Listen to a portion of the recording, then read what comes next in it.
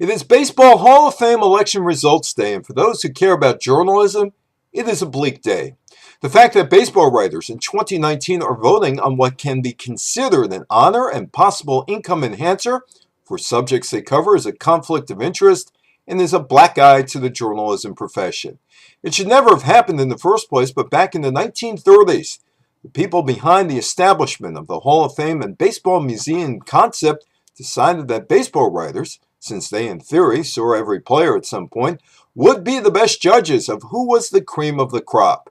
It also served another purpose, which sports organizers knew from the first day newspapers began covering sports events.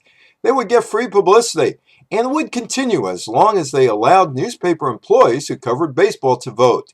There were a few nuances in the voting. The voters would have to be members of the Baseball Writers Association of America and had 10 years on the beat.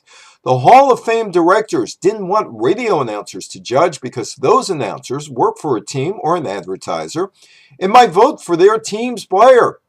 The Hall of Fame lives as if it's the 1930s when newspapers were king. Newspapers allowed their employees to vote despite the conflict of journalistic ethics. There are a handful of newspapers that don't allow employees to vote on sports and entertainment awards. The Hall of Fame likes its rules. The baseball writers give them free publicity, particularly in the winter months, and that helps the museum's annual attendance.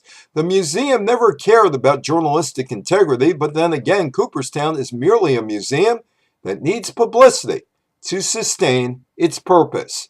I'm Evan Weiner for the politics of sports business.